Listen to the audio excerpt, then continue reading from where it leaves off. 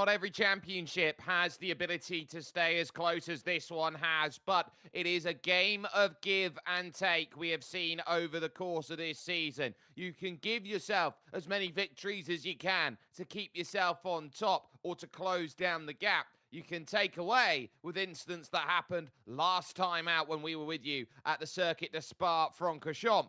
But the telling point is going to be who will get their grade card back as an A and who will get it back as an F after the halfway stage of the season is put into play at the Autodromo Internazionale Enzo Edino Ferrari, better known as Imola, and a circuit that is one that everybody knows is one of the truly great driving circuits that the world has ever seen. But the question now will be, who steps up to that mantle and says at halfway, I will be the one with the most points? Well, you can only find out here with Velocity's Ultimate Masters here and this 5th season's worth of running. My name's Shakespeare, James Otter, along with me for today's running. And James, today seems like the perfect time to look around at everyone and say, well, what have you got? Because there are teams that are making moves and they have to with their jokers. There are teams that have got qualifying bans that still need to be served here in this one. And ultimately, this is either make or break for certain teams, and for others, it's all about foundation building. Good evening, everyone. Yeah, should be an absolute cracker of a race ahead of us at Imola. Qualifying going to be fairly important, though, for this one. Unlike Spa, it is a bit more difficult to commit to the overtake around here. However, that doesn't mean that we're not going to be in for some decent racing here tonight, especially considering our front runners might be in a bit of spot of bother. SCI, especially, of course, having to serve their qualifying ban here tonight. That should make for a little bit of an interesting affair at a circuit, again, not really known for its overtaking.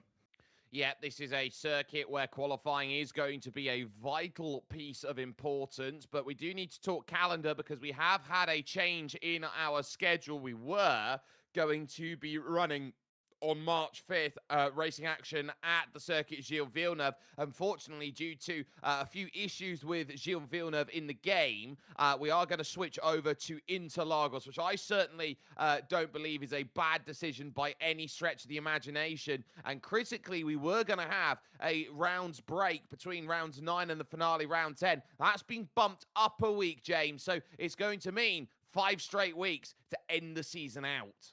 Yeah, pit box glitches, unfortunately, still arriving at Canada and also in Miami as well. Not on this calendar, but a repeat problem within F125. So not a discernible situation to have Brazil on the calendar. I absolutely adore that circuit with every fibre of my being. But 5 weeks in a row of racing to determine a champion in the Ultimate Masters is always going to bring a little bit of, what's the right word for it? Perhaps just a little bit of tiredness, a little bit of exhaustion amongst the drivers when you've got to go 5 in a row.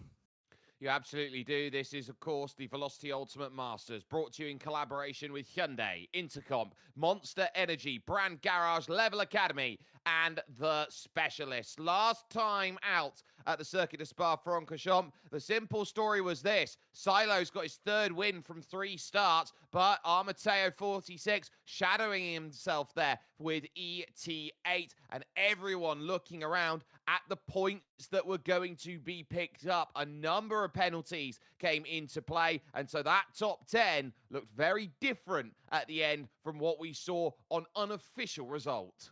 Yeah, Race Speed Championship were the biggest earners of this one as well, 4th and 6th respectively for them. AMR doing a decent job as well at 5th and 9th place respectively, but the rest of the teams a little bit all over the shop because, of course, those that were in the top 10, if you go down to the other 10 in this particular field, you will see that the rest of the field were completely split apart. Rijderdal DNF'd, of course, after the incident in Belgium, and then, of course, you'd look at the likes of Lorenz down in P17, and he has got a very difficult race ahead of us as well in Imola. More about that one in a second with AMS Surface and Mattia Manga for AMS also getting a 14th and 16th place. Some small points, but at least some points now on the board for the Alien Motorsport team. And then I'm looking at the likes of Justin, P12 for him, whilst his teammate managed to get P3 overall. So again, very mixed bag, top and bottom across the board. The people that were most consistent, as said though, RSC and AMR. Yeah, they are. And with that consistency, a look at the championship, the gap is just 6 out there here in this championship. But critically, SCI Laurent is going to be serving a qualifying ban out there today, so he is not going to be able to qualify a time. So Shizou have one at the back at one of the toughest overtaking circuits out there, but it is worth noting they've had similar in prior races around this track. Future Racing Team with a slender 1-point margin over RSC Esports, 30 and 31 points adrift, and AMR still very much in the championship picture at 40 points back on 103, still very much in that run. Ventari move up then to 6th ahead of the Angry Shark Racing Team, 1 point between them at what is going to be their battle at the moment, with All Elite Racing Team, Tatum Restec and Alien Motorsport then on 21 points, giving the hunt and trying to say, look, this is how close we are. But at the top, you are talking a huge difference in terms of prize money, 40 points, currently being the big difference maker in this championship between 500 euros and 150 euros. It's really, really slender margins between, a big points haul for that top 5 as well. As I said, with that 500 euro victory and a 350 euro difference between you and being in 40 points behind means that every point really matters. So at a championship, of course, where every point from 19th upwards scores that point, it is fairly crucial that the drivers, do complete the race and get to the end. But the critical situation is the fact that RSC have managed to get their act together between driver A and driver B and so closely compacted. The gap between them and FRT being only one singular point means that there could be quite a change, shall we say, in the table as we head into break week. Yep, and so now you look around at these drivers, and it is going to be a very interesting place. Ventari, for example, have gone through 7 different drivers over the course of this season. You think, how have they managed that? Well, they've just subbed out Dylan Hergeland, who you'd assume has moved teams, and so in comes Lars Kramer then to fill the void in that. Snack will jump in for the first time this season as part of the second Joker used by SCI, so they are without Joker for the second half of this season. And you're looking around and saying, well, who else do we have to keep note on? RSC using up one of their jokers as well, because they put Matty Gier into play for his first run, along with Namsko, who we haven't seen since Barcelona. So he is the high downforce specialist out there overall. Old reliable at ET8 with Ryder Dahl and Sergio Oli out there to run. And Otso Zito, the only driver so far here, James, to have 5 straight runs this season.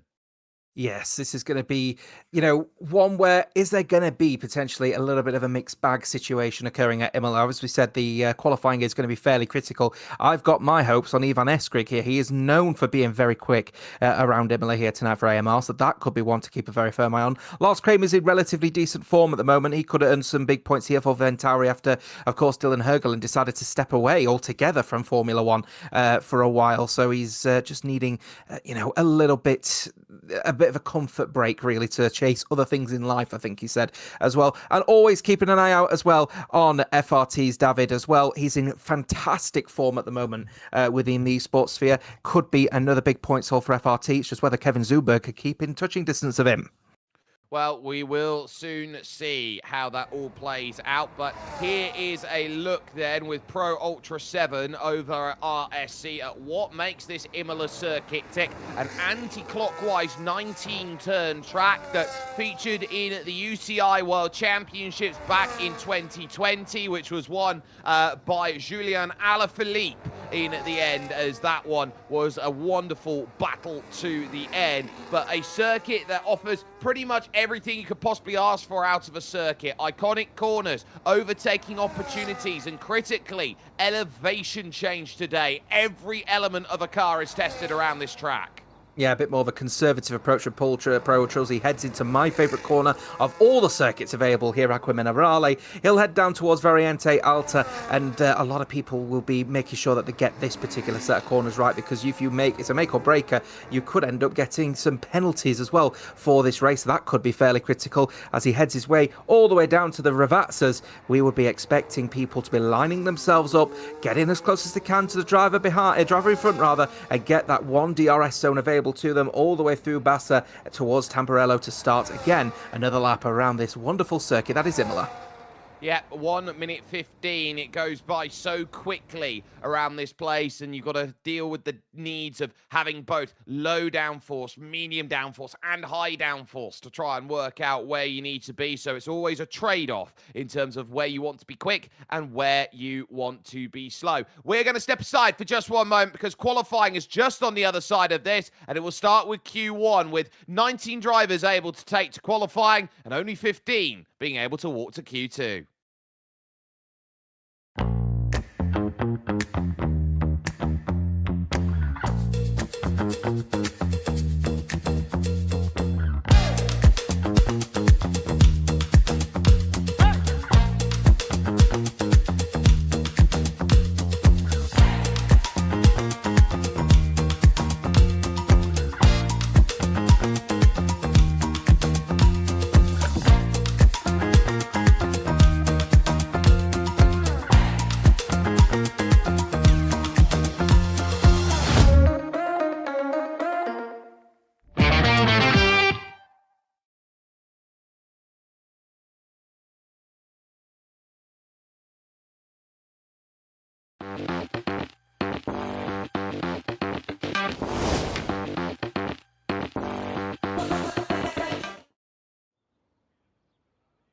A little bit overcast then as we head into Q1, and these drivers with 18 minutes on the clock are now going to be eyeing up their best run as they get themselves set for action here in qualifying. They know that Q1 for some will feel like a formality, for others will feel like an opportunity to get through and challenge, and those who look around at the points that their teams have so far will realize that even if they get a car or two cars up into Q2, that's a real help to get them into championship pictures. You look at Tatum Restec and Alia Motorsports, two teams that are very firmly 9th and 10th in this championship right now. James, they will be eyeing it up. Of course, Tatum Restec, who will be piloting the Aston Martins, and then, of course, Alia Motorsports in the Williamses. They're both hoping that they can get themselves out here of Q1. Yeah, they'll want to do the best that they can to get out of Q1 if they can help it either as well, because going into break week, if they have not got at least some kind of race form going into that break week, they'll find themselves to be struggling to try and recover in that 5-week stint, of course, following from it. No expectations of any blisteringly quick lap times here as he goes to Curva Gracine, does Kevin Zunberg. He'll be wanting to try and get his way through here on a set of intermediate tyres, and then, of course, it will be a way to develop, of course, over to the soft tyre after, what should I say, about sort of 6 to 7 minutes worth of intermediate runs on the dry track.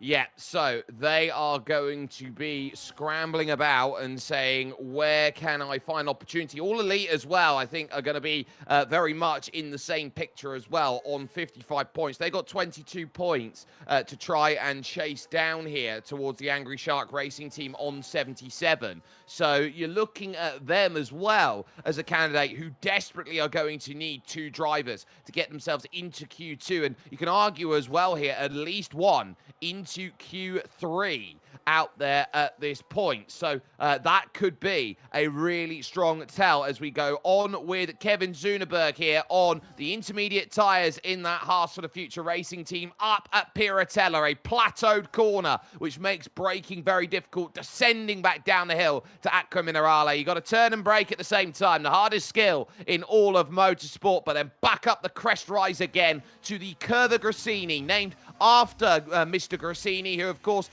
was a wonderful bike rider and now, of course, a team owner out there at the moment in the world of MotoGP. Yeah, Curva Grassini, named actually after Fausto Grassini, I think it was as well, the former motorcycle driver, as well as this is a circuit, of course, known for its FIM racing as well in the MotoGP. Here goes Kevin Zoonberg, then starts his first lap with a 1:17.964. It's again an intermediate lap, so nothing to really make note of at the moment. Everyone on a lap currently on an intermediate. So there's Callum coming across the line, 1:18.9. Ivan Eskrig, first one that I'm expecting big things from as he comes across the line right now and actually goes behind Kevin Zuber, but again, not really representative with an 18.8. No, Otto Zito on a 1:21. I think it's just decided to get the track rubbered in at this moment, and we see it out there at this moment, and that could be important to note that drivers who are looking at this are going, right, what can we do? And actually, I think finding drivers out on the intermediates now presents an interesting fact. Drivers will feel there's no rain scheduled then, at least in the opening 10 minutes of this qualifying, as Snack goes fastest on a 17.958. So they can burn the set of intermediates right now and then go into the second half of Q1 with a sense of, right, we've got a banker in the back pocket as Gavroche goes third, but we can then use a soft tyre, which gets us everything that we want. Nobody out there on track has used a soft tyre yet. Yeah, just lays a little bit of rubber down on the circuit as well, makes the track a lot less green when you've really warmed it up. A circuit that actually does warm up relatively quickly, despite the slightly more humid conditions that you would expect from a place formerly known as the San Marino Grand Prix. Ollie Hornby on a lap at the moment on a set of intermediate tyres as well. In fact, he's just dived into the pit lane, so no expectations of any laps from the AMS driver, but that would be, as far as I'm aware, other than this one from Matthews, the last of the intermediate runs before we start to see the dry tyres come on and have a proper go at this circuit. Here comes Aqua Minerale. Absolutely love that corner. Look at that, going down the hill, straight back up the hill off camber. Absolutely beautiful corner. Still my favourite corner out of all of the tracks available in F125. This used to be a very fast right-left corner here of Variante Alta, as it used to be called. So the Curva Grassini now is a lot slower and is just a flick right and a flick left that you got to get correct. I want one of those houses down at Ravazza corner. They are absolutely beautiful and stunning, and they should be worth lots and lots. As now here comes the drive then over towards the run that goes through, and that then for Mateusz is going to be a 1:19.2. Of course, this circuit finds itself only about 80 kilometers away from the small principality. Oh, it's not even a principality. The small country, actually, of San Marino. That's why it got the name San Marino Grand Prix back in an era where you couldn't have two countries name the same thing. So you couldn't have an Italian Grand Prix 1 and an Italian Grand Prix 2. So they had to find a way to get Imola on the calendar. And so it was San Marino who paid for it. Look at that slide. They're coming out of Tosa, one of the most underratedly difficult corners on this circuit. But now you start to sense, okay, it was a little bit different. New management at Formula One said, okay, we can now go by region, as was helped with the COVID era of racing out there. So you could have, for example, an Austrian and a Styrian Grand Prix. So basically you now had an Italian Grand Prix, and well, let's give the region of Emilia-Romagna a race. Yeah, of course, it's also something that's reflected in a real-life F1 with the Spanish Grand Prix going to be in Madrid, of course, and then following on with the Barcelona Grand Prix, or it might be the Catalonia Grand Prix, actually, as well, following on from that one. So definitely a trend being set ever since that COVID era, actually. COVID being, unfortunately, the cause of the demise of Grassini as well, I believe, actually. It is the man that's named after the corner of the Curva Grassini, what was the Variante Alta. And another fun fact as well that I just found out about Fausto Grassini as well. He was actually born in Imola as well. Yep, so local hero he was, and so that's why the name is immortalised out there at the moment. Trying to desperately get some heat into the tyres here is Ollie Hornby. We haven't seen Ollie since the third round of the championship, and it didn't go too well for Ollie on that occasion. So Ollie's going to really need to find good pace and good pace quick out there here in this run, and we'll know more than anything else that getting yourself into position, giving yourself every opportunity to jump up is key. Now, we saw that aggressiveness of trying to get the heat in the tyres I wonder here, though, James, how important is getting heat in the tyres versus the way you scrub on the tyres, trying to get some temperature into the carcasses? Yeah, you might find that the first sector is going to be particularly potent for anyone that has sort of overtly worn their tyres. You can see here, look how much grip this Williams has got for Ollie Hornby, really pushing the car to the ragged edge. But as he goes through Tosa, you'll see he chucks the car in. Will he get a little bit off camera? No, in fact, actually, the car reacted quite well on the rear, but perhaps he's being a little bit more hesitant on throttle. Here he comes then through Piratella. Will the car start to wash out? Yeah, starting to wash out just a little bit now. So the tyres starting to feel the heat a little bit. Going through Aqua Minerale, we've seen a few people chuck this in, make the mistake, but actually very well crafted at the moment from Ollie Hornby. Probably a bit more on the conservative line here from Ollie Hornby, but nonetheless, Hornby's just trying to keep it over that white line. Yeah, perfectly placed here as he now heads towards Ravatsas. Well, he's trying to be as fast as a choo-choo train at the moment, is Ollie Hornby. He really slams it into the corner. 2 attempts to get it chucked in at Ravatsas 1. That will obviously scrub speed initially and cause a little bit of a drop. We'll see what it is. It's a 1:13.6 as a benchmark for everybody else out there. And I would argue at the moment, a 13.6, that wasn't the cleanest lap in the world. There was understeer and there was real fight against the car to get it sorted. This is one of the few circuits out there where fighting the car is going to lose you so much time. This is a flow state circuit. Yeah, 13.6 is not particularly potent there from Hornby, so I think you'll find that that lap's going to be beaten a few times over at the moment. Here's Adrian as well. It's the AERT driver looking to just try and maintain a little bit of the status quo, a little bit wide going through Aqua Minerale, though.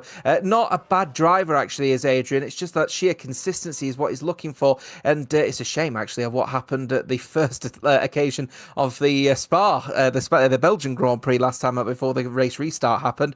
Roche easily beating that with a 13.5, but Adrian should be somewhere in between, maybe. Well, he'll be hoping that he'll be quicker than Gavroche at this stage. Chiquita onto a 13.7, so Ollie Hornby actually, I'd say, was all right. Oh, on cue, brilliant job there, saying in the middle, 1:13.667, 15 thousandths faster than Ollie Hornby over to the line. Yeah. There is David, and that is a 13.3. That's the difference maker that they're looking at there, a 73.3, and it's beaten by Snack, a 13.1. Suddenly, it looks like SCI have still come to play. And remember, there is a lot of pressure out there on Snack to go to the top level. There was definitely a case of battery used perfectly, so much so our DualShock's got a little bit low. Yeah, plug that charger in, please, Mr. Director. Don't want to end up missing out on you here. Radadal invalidated his outlap, but it's no issue to him. He's going to get on with it now, is the ET8 man here. Critical lap, this actually, for ET8, because they want to have a bit of consistency. They want to show that they can throw everything they can going into this race to try and maximise the performance of the fact that SCI, their closest co-compatriots for this championship, of course, are already one man down in Lorenz, who's got to serve that qualifying ban starting from P20. Ryderdal is a driver who is going to be under an immense amount of scrutiny after what happened last time out at Spa. Threw it in the barriers up the top of Radion on the opening lap, and it gave everybody else the opportunity to say, look, we can drive all out and go get the points. Sergio Olli realises that that was the difference of 10 championship points, and he's really trying to chuck the car in and hope that it's just going to plant then with grip, as Sergio hopes that he can get himself up in the mid-13s, and that is a 13.5, good enough for fourth position. You couldn't get any more mid-13s if you tried. Yeah, not too far off an exact mid-13, to be fair. The 13.5, he'll be comfortable, I think, with a 13.507 if there weren't so many people also in the 13.5s and 13.6s. So I think he will be looking over his shoulder just a little bit, will Sergio.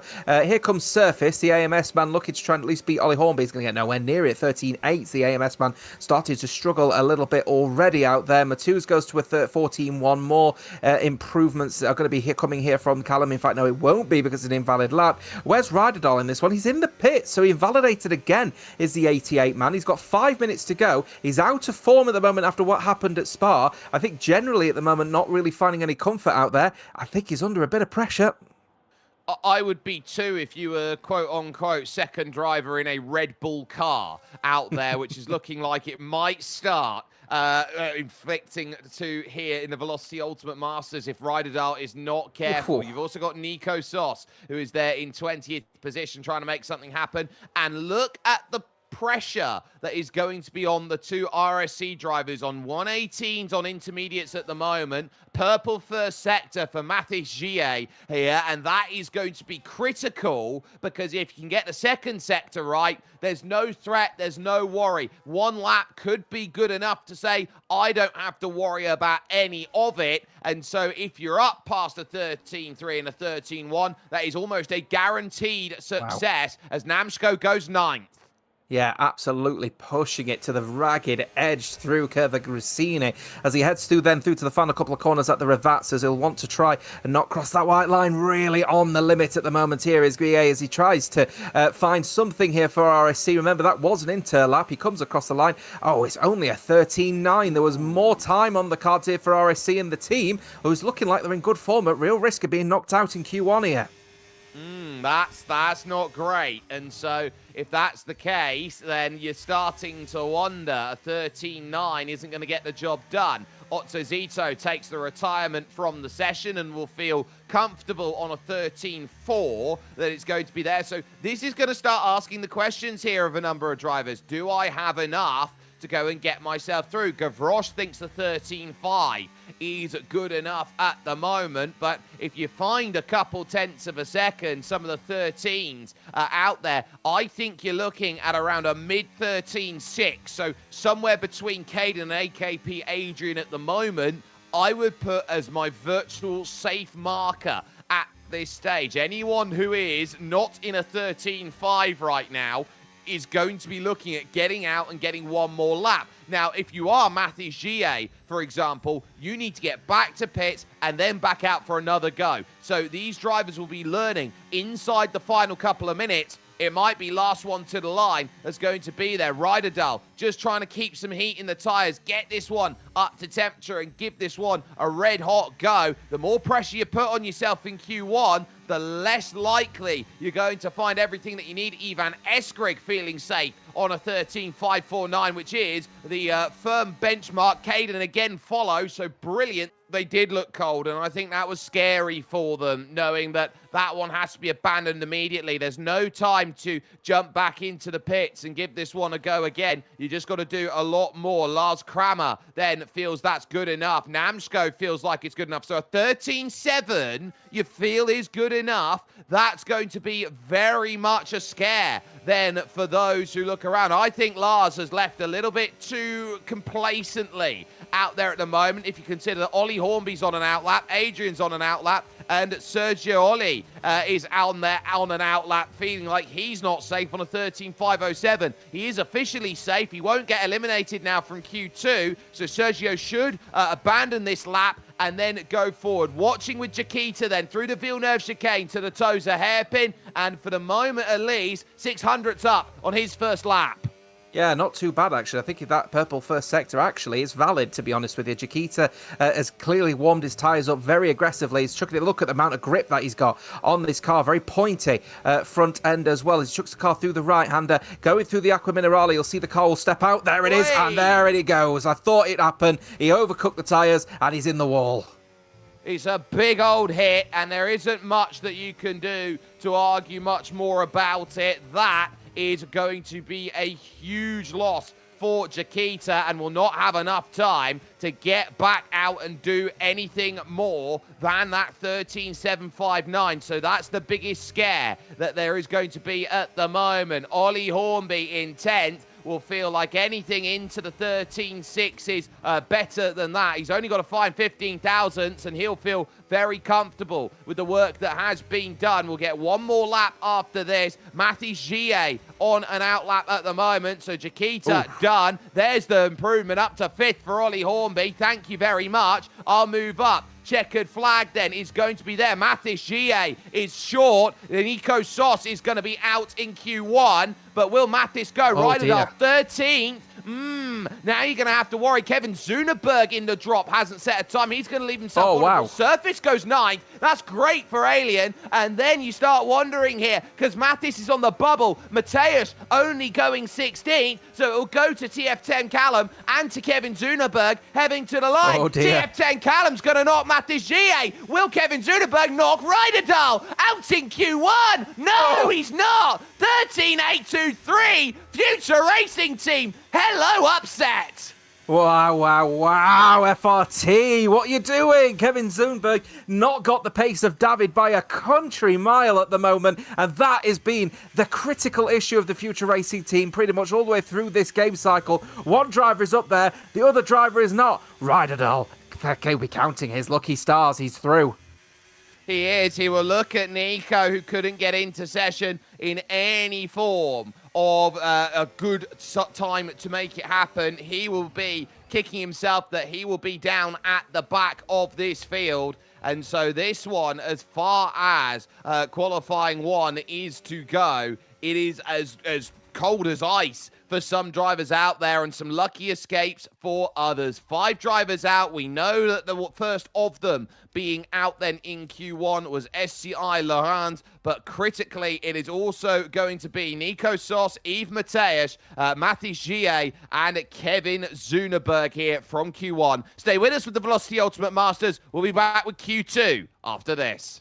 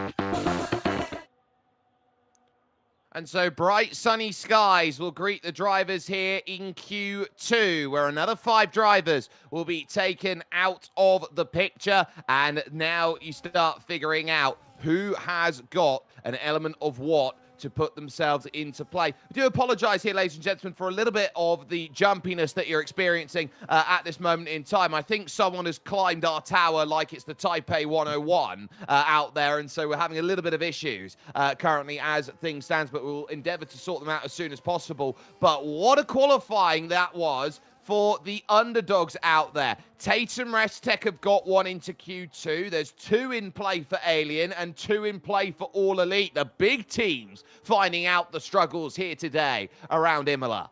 Of course, SCI have lost a driver through a qualifying ban, but ETA would be told straight away, you need to make sure that you're capitalising on every single situation that your championship rivals are facing themselves in. And they are pushing their luck with Ryderdahl qualifying 15th. He needs to find significantly more pace in Q2. Otherwise, if he's down at the back, he's only going to be racing with Lorenz anyway.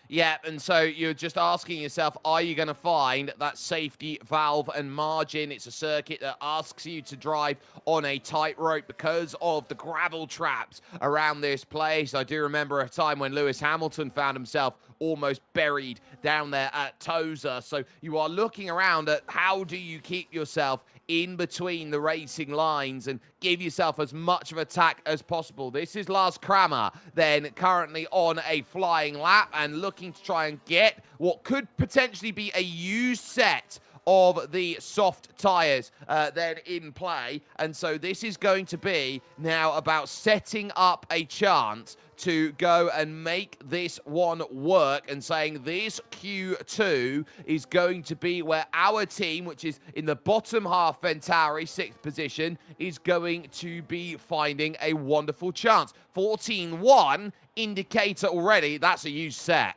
Yeah, you set softs earlier on in this one here. Adrian just a little bit behind as well by, my math works out that 17 thousandths of a second. Namsco comes across the line 13.8 again. U set of tyres for him, but then David coming across the line with a 13.7. If we get into the 13.5s on a U set of soft tyres, this is where we'll start to be questioning who our pole position sitters could be going through into Q3. If they can get a U set of soft tyres into the 13.5s, Chiquita, we're very happy with a 13.6 though, if that is a U set of tyres, as we're following the AMR man of Ivan Eskrig. Yeah, working through to the Villeneuve chicane here. Very heavy over the first part, very heavy over the second. They're not traditional, those curbs. You can attack on the exit there, as they've got the tricolor there of the green, the white, and the red, or the tricolore, I believe it would be in Italian. And now as they work hard into Piratella, look at the counter steer needed there. Having to catch it, soaring away at the wheel like a carpenter, trying to get through. Ryderdal third, Namshko in 4th position for RSC. And now over through the curve of Grassini. How's that working through that section? Pretty decent from Ivan Eskrig, who will put himself down as a specialist, but that invalidation says otherwise. Yeah, clearly the tyres were just at the sort of limits there as well. You could see it as he was heading through Piratella that the tyres were on their way out, and then actually managed to do a decent job through Aqua Minerale, but in the end, the Curva Grassini, which proved to be too much of a challenge for those soft tyres. Otsazito will come across the line. The sole AMR driver will settle up on this occasion with a 14.1 of his own. Again, U set of tyres, nothing to scream home about. Caden is just getting going. It would have been a 13.4 for him, apparently. I'm not so sure about that one, but it looks like he's just getting going. As there is, of course, Ollie Hornby, a bit of a hero at AMS at the moment. I think it was P5, wasn't it, going through into Q2. Great effort from the AMS man. Yeah, and especially considering they've got 16 points to try and overhaul. And let's consider the fact that over the course of 4 rounds of racing, they've only put 21 points on the board. That will tell you where the points are being found right now. And the answer is they're not really managing it. That's 5th again on a 113.9. So that's going to be decent, at least for the moment. But you'd expect that drivers like Sergio Olli will jump up, Ivan Eskrig with a full lap, and then also FRT Caden, who had some very deceptively good pace to go and work with, working out of Aqua Minerale over to the Curva Grassini. Then once again, 9:09 left on the clock then in this Q2 session. And really it is a stick or twist style session. You lose 3 minutes on timer, so you lose effectively the middle part where you'd want to try and have an opening run and a second run.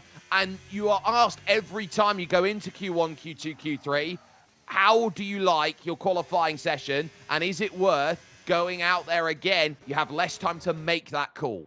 Yeah, all elite racing teams showing a little bit of comfort between the pair of them actually in Q1, so potentially something on the cards for them if they can keep hugging each other quite well going through Q2, maybe even into Q3 as well. As I was watching Surface come across the line, he's actually beaten Hornby by just a small margin there of a little bit under 600ths of a little bit over rather 600ths of a second.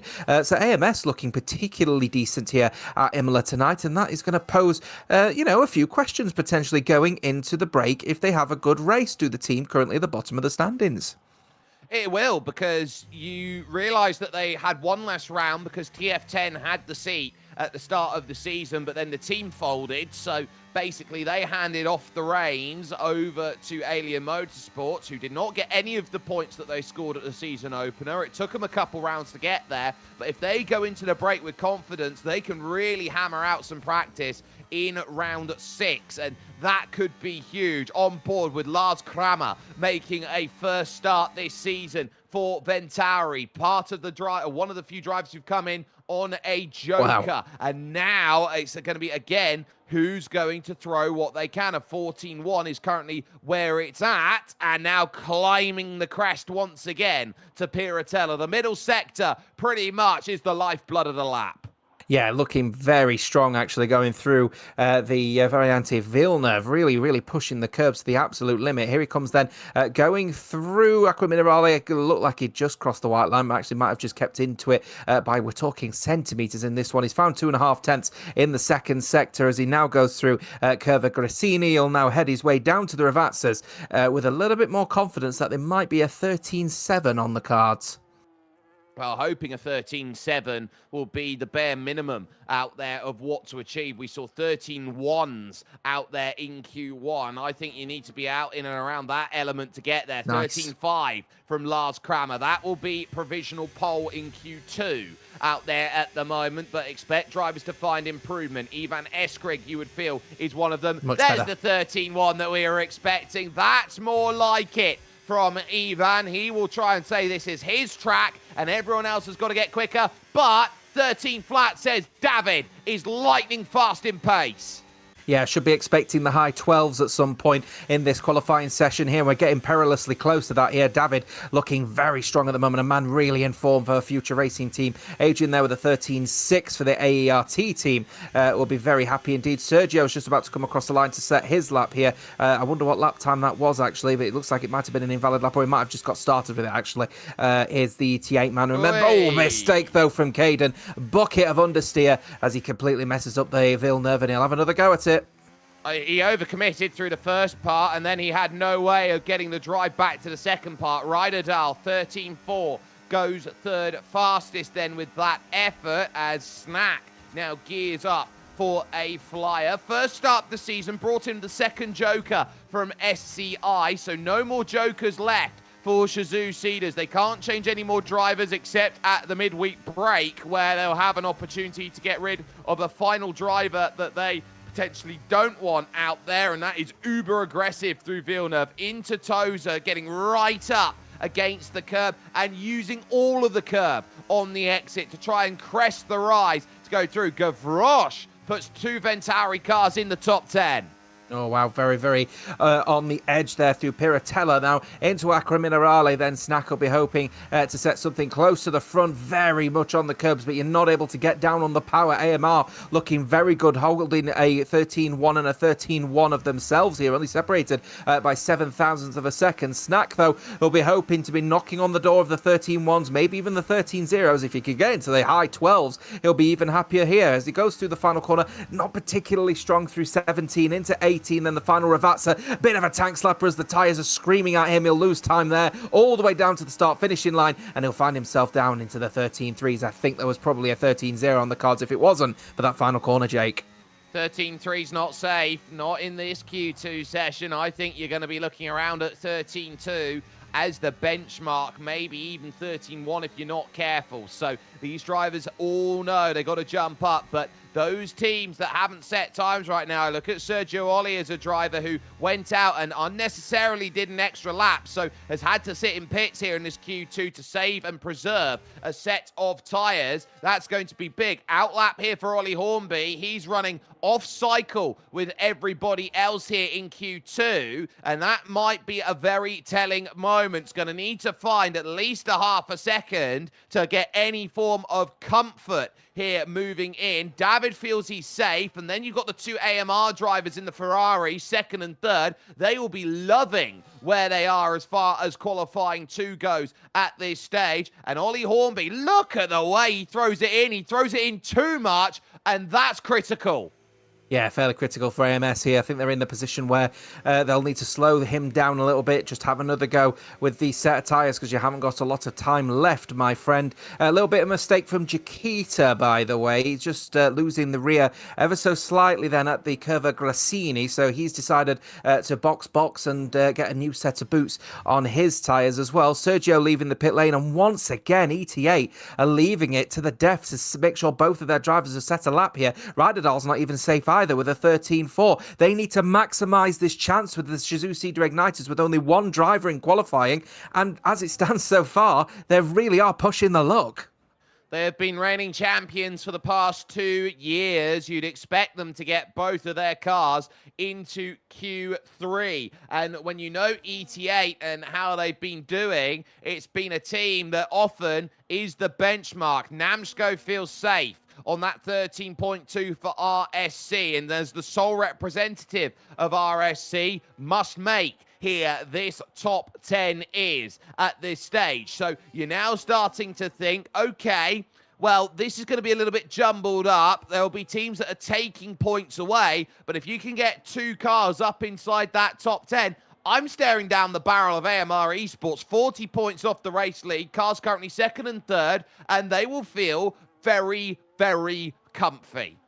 They've set both of their drivers out, ETA, very early so they can get at least another lap in if they're not comfortable with this one. And that, again, is a testament to the fact that they've got everything sort of organised to make sure that they're comfortable. But the fact that they're having to do this in the first place, not get the best of the circuit. Remember, it was overcast conditions earlier on, so this track is warming up with every passing second. So setting them out early indicates they're not comfortable at the moment with their driver lineup in qualifying. Here he comes through Villeneuve. Is he going to chock this corner? It looks like, actually, he's played a bit more of a conservative approach on entry. That's going to make Tosa a little bit more easier for him because he's not going to be going in it too quickly as he now heads up towards Piratella.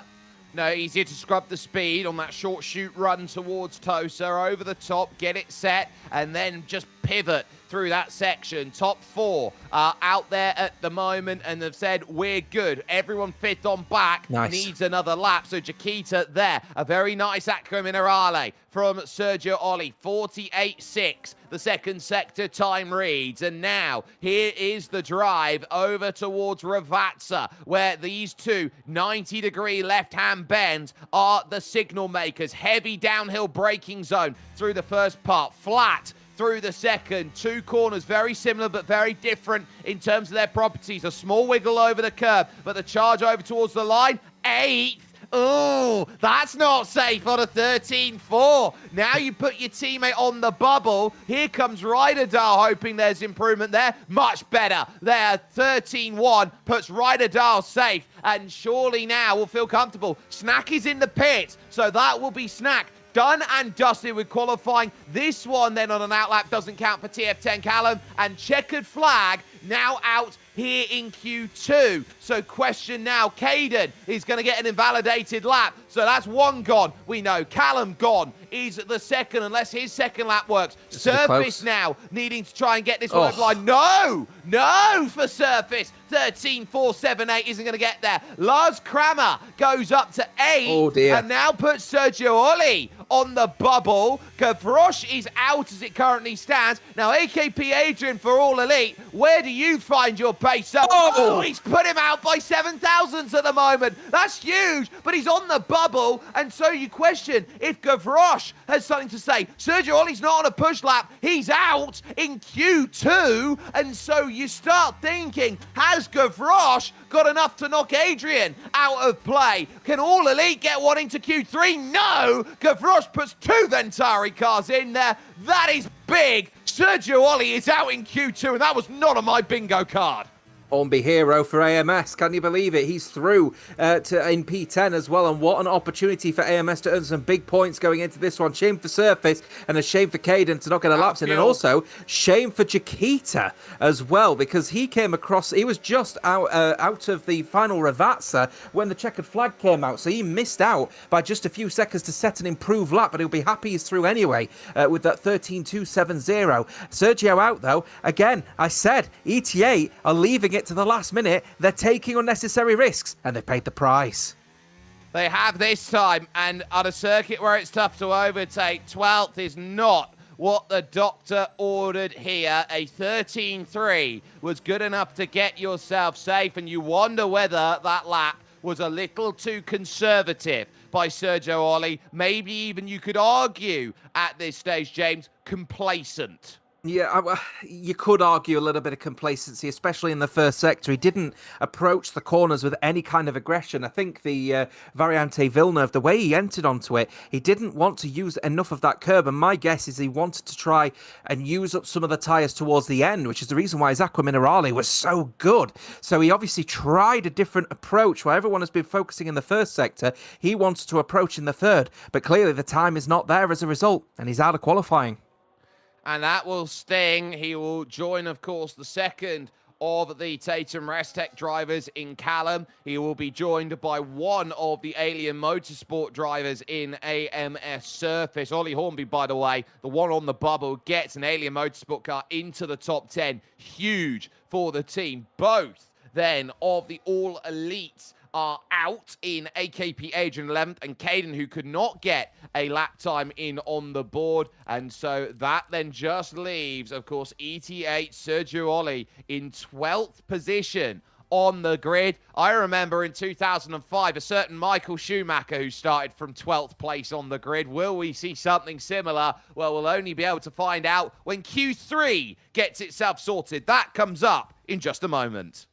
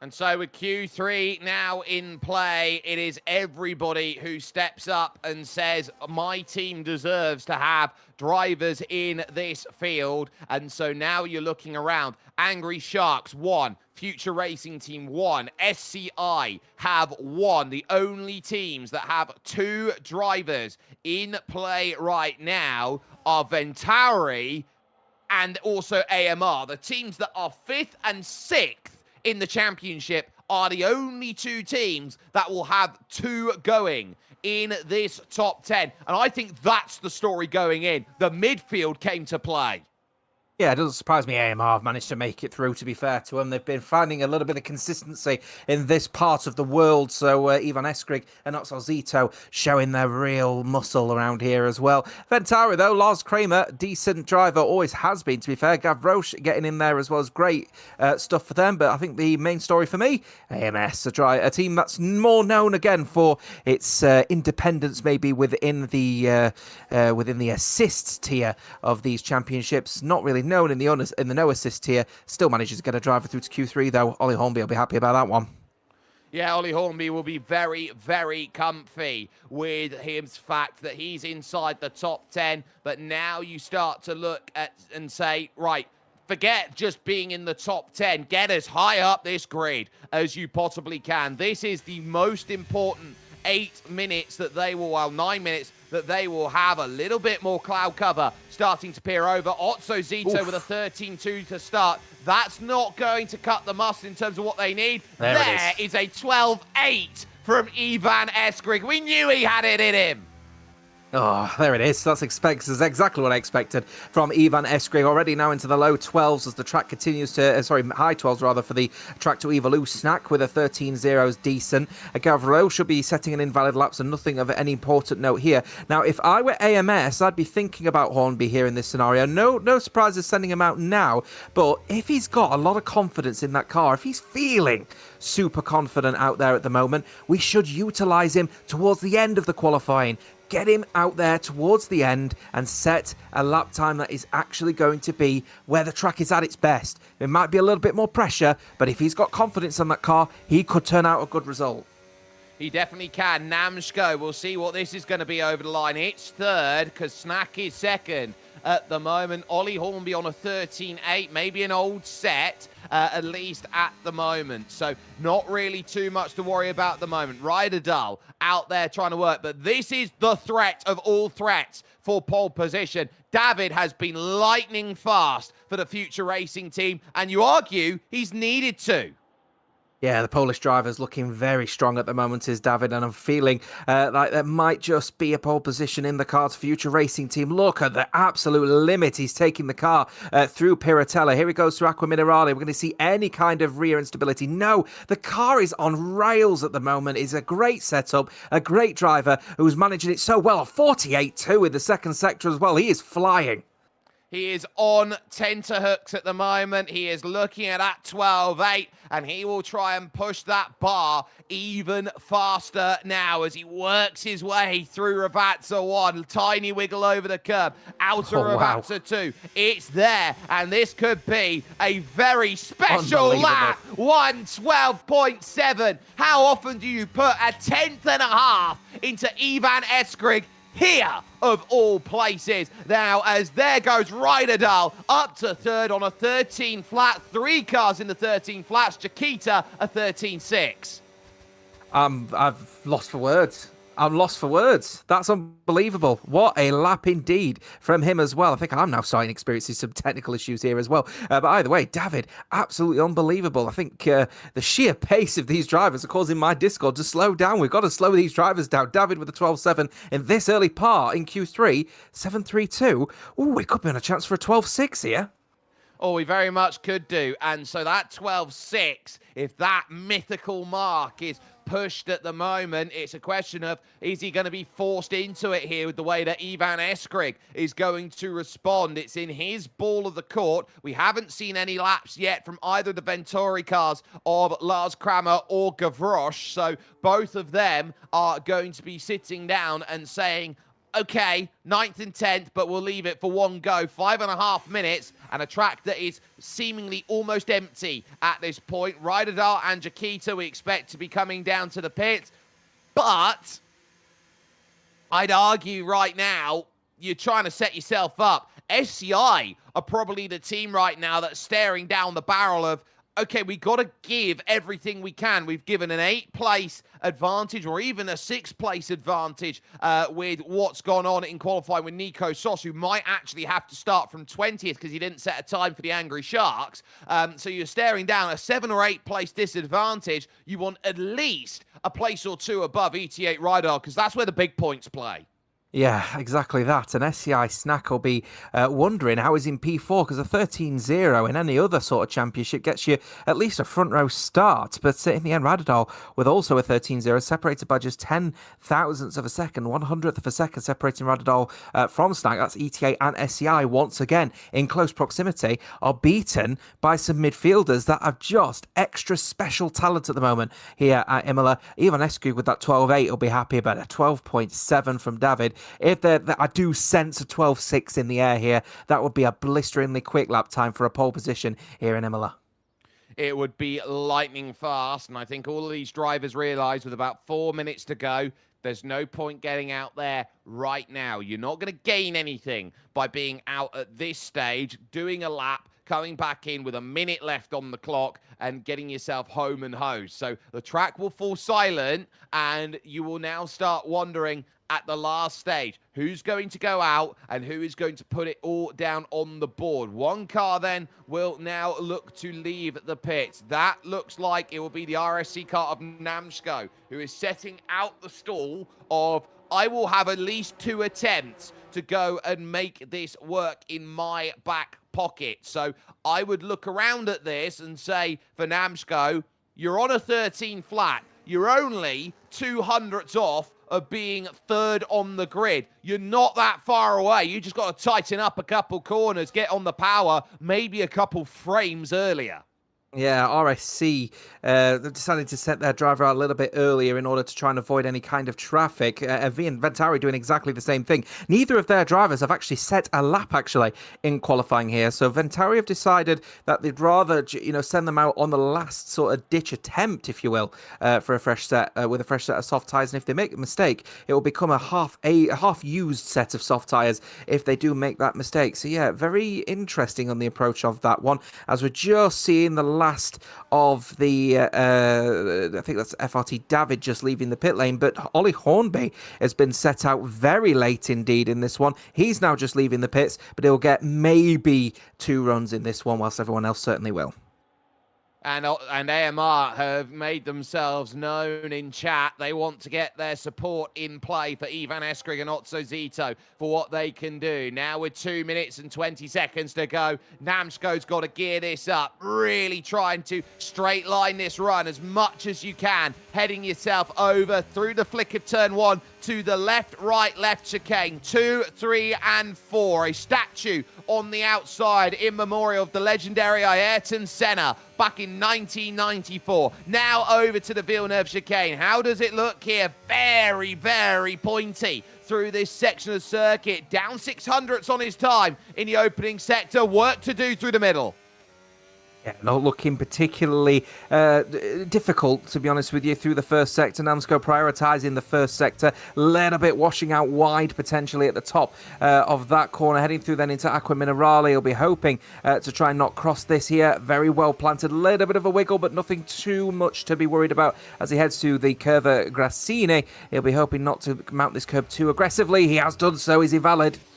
Oh, and it's late in the lap as well, so you'd have burnt a whole heap of tyre to get yourself in play. And there's another one that gets themselves in trouble. I think that's David, who's found himself wrong place, wrong time. Now, Ryderdal, can you stand up and make yourself counted, knowing that you are in for an absolute treat of a position? Namsko done, can only go 5th at best for RSC. Not the day that was looking to be had there. Massive tank slapper out the final corner, having to catch the car, and now over the line. A 12.934 improves, but it only improves on time, not place for Ryderdal. It puts everybody else on notice here with 40 seconds to go. Gavroche is 7th.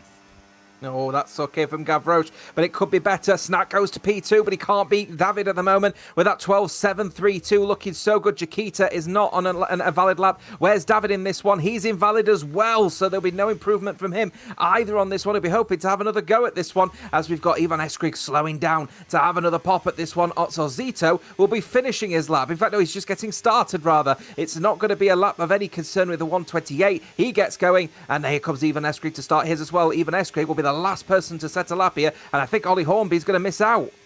Yeah, I think he will do. So he's going to be a bit too far away, is Ollie, on a 113.8 at this stage. So he'll be first car over the line and stays on that 13.8. That will hurt, but Lars Kramer hasn't set a time yet, so it's 9th or 10th for the Alien Motorsport car. That's still good for Alien in what they need. Otso Zito now cresting the rise, the only driver to have done the first 5 races of this season, really attacking the curb up there at Piratella. Back down the hill, it's about how fine the margins are at the moment. It's 200. Ryderdal then, 4th position with that effort and retires the car, so can't do any better than that 12.9. Lars Kramer's gone 6th on a 13.1. That bumps Otso Zito and Gavroche down. Gavroche will have nothing left in the back pocket, but what is the argument that is going to be there from Otso Zito. And it is going to be these two. You look at the only two who can come to the line and make something happen. Otso Zito first, up to 6. Eskrig. Just beats out Lars Kramer. Here comes Ivan Eskrig to the line. No. Not enough. He stays in third.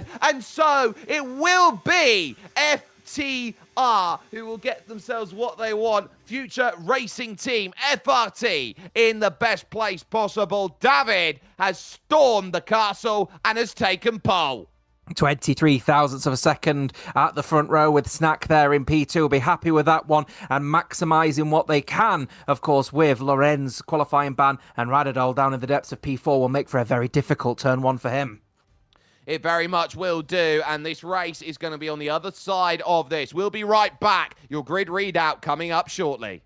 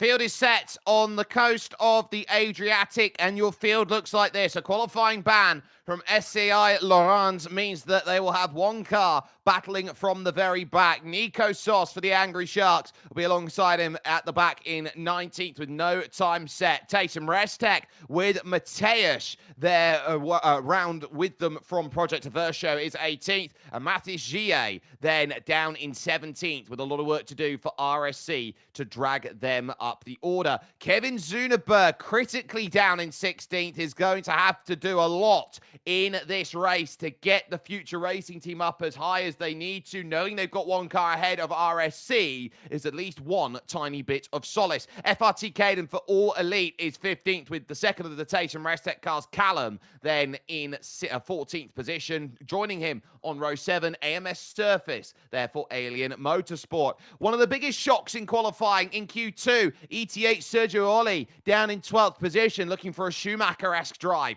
to jump on up with AKP Adrian there in 11th, the second of the All Elite Racing Team drivers. Ollie Hornby is 10th, and Jaquita for Angry Sharks is there in 9th. Now to what is the 4th row of the grid, which is housed by both of the Ventauri drivers out there, which is Gavroche, and also in that position, you've got the second of their drivers, too, Otsuzito and Namshko, there on row 3, which leads you to your front 4 as they sit as Ryderdal and Ivan Eskrig are there, but critically it's Snacks who is second, and FRT David will be then in control of this field in position number 1. It's Jake Sperry and James Otter bringing you all of this coverage. James, now this field has to know that this could be the all-important run to Tamburello, and fireworks can happen around here. Yeah, challenge is, though, as of course the leaders of this championship are well out of position. Of course, Sergio down in P12, and with Radadal in P4, that's going to make for a very, very challenging Tamburello. Maybe a very challenging Variante Villeneuve, and I'm also thinking Piratella and Aqua Minerale. If they end up finding themselves side by side with people, they could find themselves in the gravel very quickly.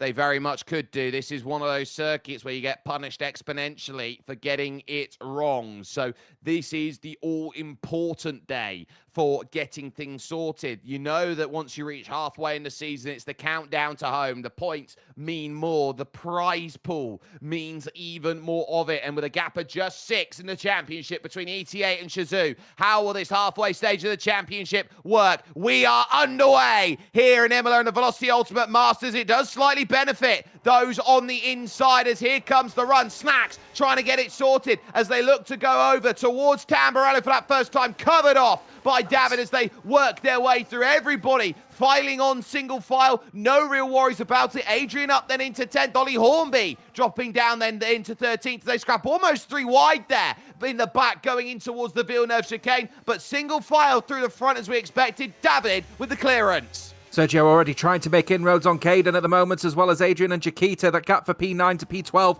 is starting to heat up pretty aggressively, but Sergio can't get any inroads at all against Caden here. It looks like, if anything, Adrian is going to get the move done on Jaquita. Great move up to P9 for the AERT driver. In fact, Caden looking for it as well, going through there. Bang! There they go through Aqua Minerale. It's so easy to do. The margin finite, and finally getting back onto power. 14th for Jaquita. The Angry Sharks will be very much incensed with a moment like that, and Caden will look around at it and go, well, I tried to get my nose down the inside. I was there. That's not how it works. I don't think he had nearly enough alongside to confirm that he had that corner. He'll get DRS on lap 2, and of course the DRS zone here at Imola, best place to get it, right here, main straight. Yeah, David looking relatively strong then at the start of this race then on these medium tyres as well. We've got a little bit of action happening down in the back as well. We're here between what looks like Callum and Surface getting in their own little mix there. Looks like it's going to be line astern between the pair of them going through to the next one. But in the end, Matuz decides to hold off here. A little bit wide though from Surface. Could offer an opportunity here then for the Aston Martin to go side by side into Villeneuve and sweep down the inside and take that position, and is now up to P16.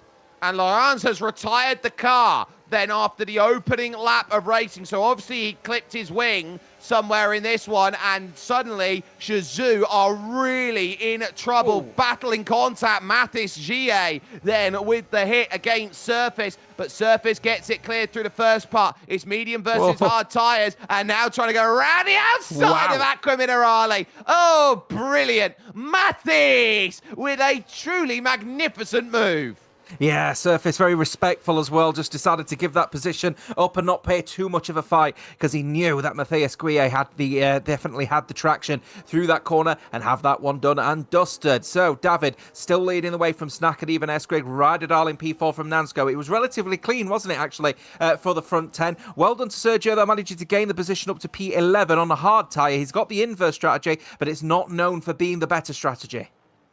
No, the inverse is one where you're looking to try and gamble on that position, being on that hard tyre, being able to overtake later on in the race. So Sergio Olli is going to have to just hold with the cars in front and then hope in the second half of this race he can pull it back, or alternatively pray for a safety car somewhere in between the medium stop and the hard stop, and that will give him the track position that he's been begging for on a cheap pit stop. That's the only other way that you can get it to work in your favour. Following with Snacks here in second position, was able to claw in the DRS zone there about 0.3 of a second. He's currently about half a second back of David with the dirty air, so he's not a million miles off here of being able to go having a soiree down the inside. You've just got to hold yourself steady, but that section of road through the curve of Grassini, that's where David is getting his run.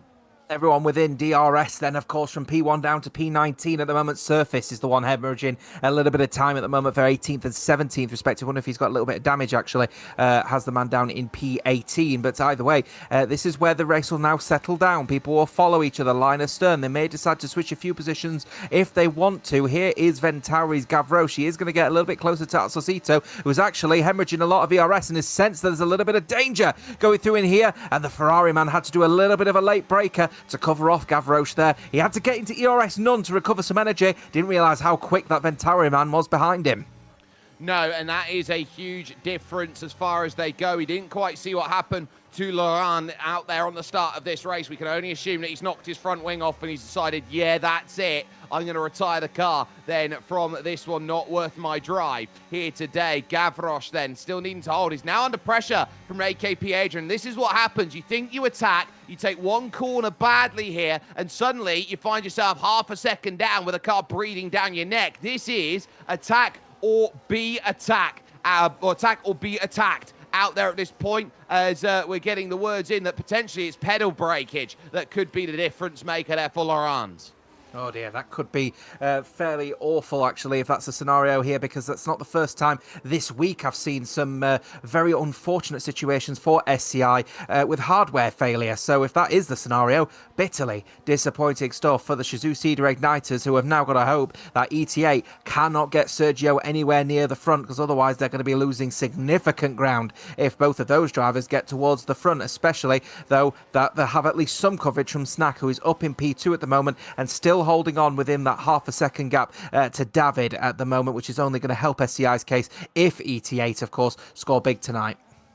Yeah, ET8 are going to need points, but they're not doing brilliantly at the moment. Fourth is 20 points, and you look down at 11th place at the moment, that's 10. So they're currently scoring 30 points to Snack's 25. So they're only going to get a 5-point advantage, so that will put them up plus 11 out there at the moment. Remember, there's a point for the fastest lap and a point for pole, so Future Racing Team will be happy that they're going to be making ground at the moment on both ETA and Shazoo out of this one, and the Future Racing Team need Mathis Gie to go and jump up forward. Ivan Eskrig third and Otto Zito seventh. They are going to be the biggest gainers out there. So now Ivan Eskrig in third.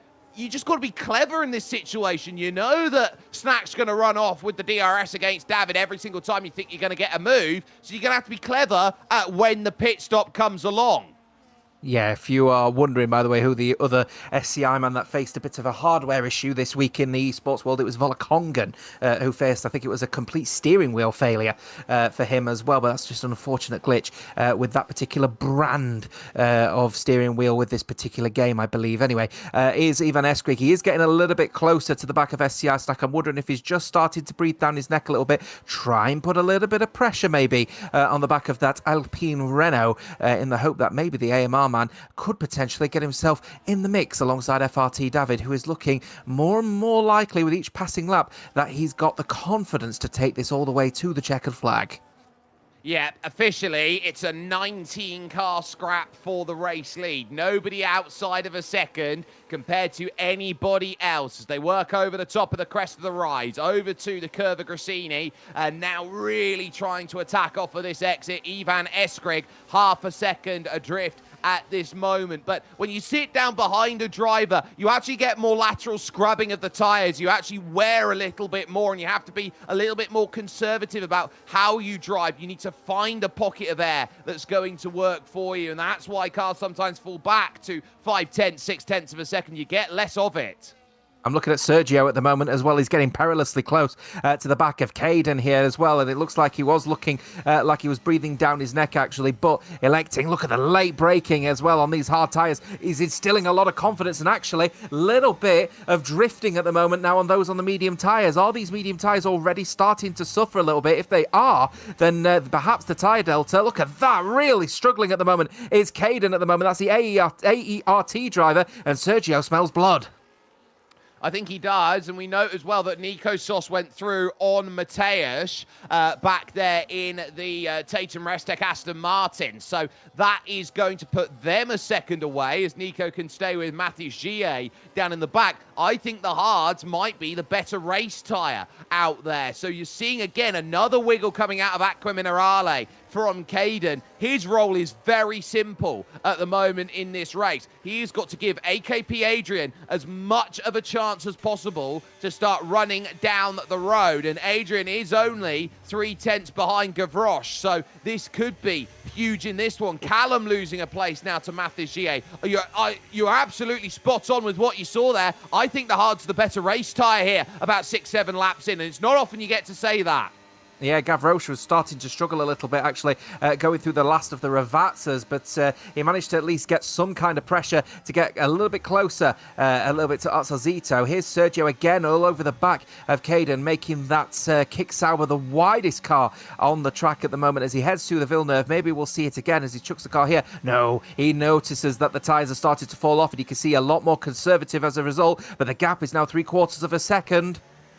It is, so it's one thing to go and get a move done. It's another thing to make the pass happen. And so you're looking, if you can get the move done, that's great. But look at the gap then that's costing them as he's trying to get that move done. And that's a little bit defensive moving into Aqua Minerale right now. Caden is all over the place. Adrian right now at 9/10. He ran a little bit wide over at Piratella. And so suddenly this is turning into a day where all elite are looking for points. And they're looking for great points compared to our Angry Sharks. Here's the run, but again, on a straight that's never truly straight here at Imola, you're not 100% confident you can ever go and make that lunge down the inside unless you're alongside. This is the chance now, though.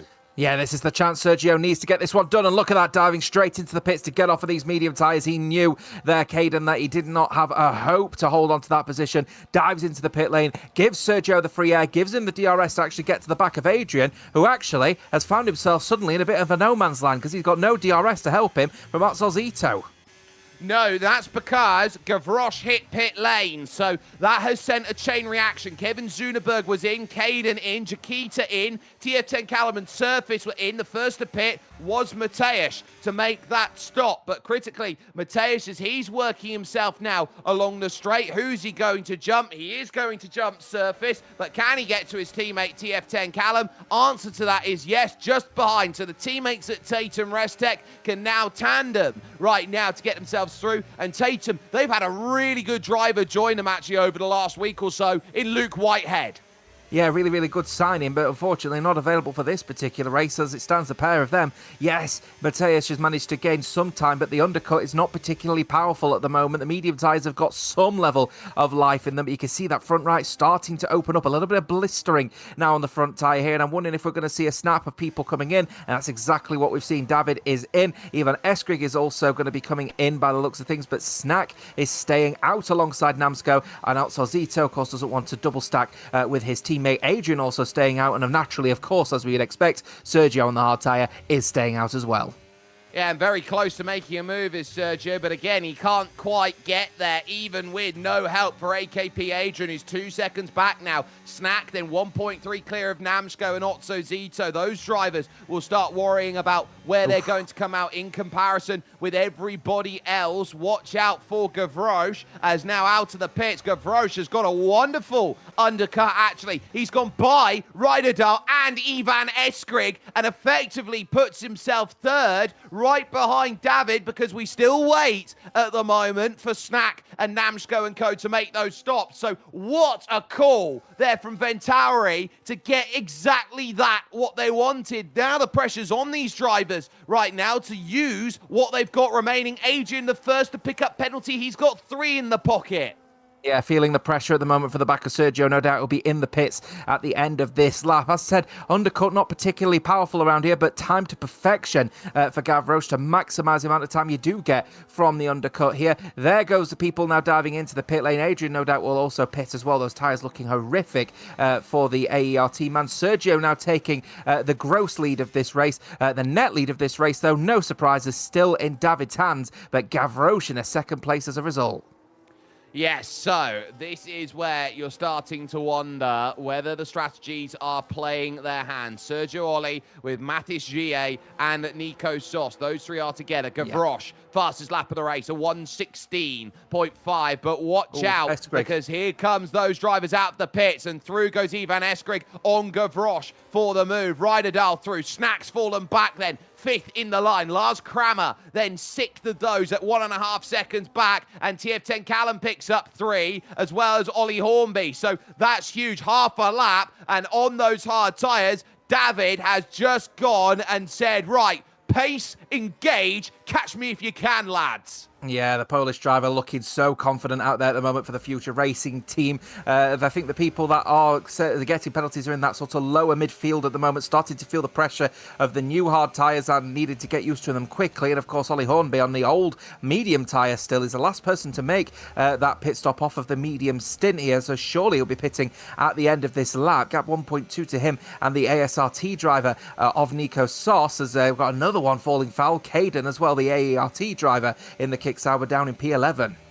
This is a place where they were struggling in qualifying to get the lap that they needed, and suddenly it's sit down, give yourself a moment and go, well, now we're 3 seconds that we've got to try and gather back, and a 15.6 from Ivan Eskrig on that lap. He is desperate to hunt down and give chase to David, and 1.2 seconds, he's just outside, but this is where you got to start using the tyre. It's okay to use it now to catch up to the back. Then you can play the save game by just waiting. The 2 alien cars have fallen to the back now, 18th and 19th positions respectively. Not the days that they were both looking for at the moment, but as you're staring down with 3 drives to come in, I wasn't expecting Otso Zito to be potentially out of the top 10. I wasn't expecting the likes of Namsko to be down in that position. Kevin Zuneberg, for example, has done really well. He'll be inside the top 10, you maybe feel, out of all of that. So this is turning into a really big game of cat and mouse, and a big difference you would feel at this moment between medium and hard. It feels like prime and option back in the day.